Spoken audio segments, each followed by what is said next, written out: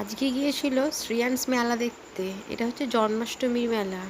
দেখুন রাধা কৃষ্ণ বাসুদেব সবাইকে দেখা যাচ্ছে, কি সুন্দর। পাশে গোবিন্দও আছে। শ্রিয়াংস তো খুব এক্সাইটমেন্ট এইগুলো দেখে।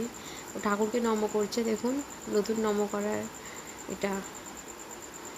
নম করে দাও, নম করে দাও, নম করে দাও। হ্যাঁ হ্যাঁ, নম করছে। ওরমভাবেই নম করে ঠাকুরকে।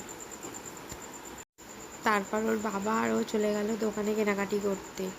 কাকুটা কত কিছু দেখাচ্ছে, এইটা নিয়ে ওইটা নিয়ে। ওর কিছুই মন বসছে না। ও সেই বাইরের দিকেই, ওই খেলনা বাটিগুলোর দিকেই মন পড়ে আছে ওর। ওইগুলোই ও নেবে। কত কিছু দেখানো হচ্ছে কিন্তু ও নেবে না কিছুতেই ওইগুলো। ওর বাবা ওকে দেখাচ্ছে ঝোলনাগুলো, কিন্তু ওর সেই মনটা ওইখানেই পড়ে আছে, ওইগুলোই নেবে। আর এখানে দেখুন কত সুন্দর সুন্দর জিনিস পাওয়া যাচ্ছে। এইগুলো থেকে ওর কিছুই পছন্দ নয়। এইগুলোর এত কিছু জিনিস, এগুলোর কোনো কিছুই ভালো লাগছে না। তারপরে এসে গেছি দোলনা দেখতে। ওই দোলনা তো ওকে নিয়ে চাপানো যাবে না, কেননা ও ভীষণ এখন ছোট। এইগুলো এখন ওর পক্ষে চাওয়া সম্ভব নয়। কত কিছু বিক্রি হচ্ছে দেখুন।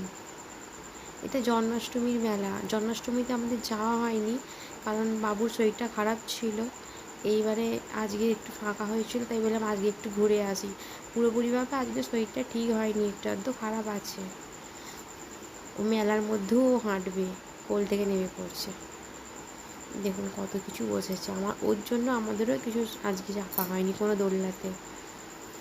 তারপরে মেলার বাদাম ভাজা কিনে, তারপরে বাদাম ভাজা, তারপরে জিলিপি, রসবড়া সব কিনে এবারে ঘরের দিকে রওনা দিলাম।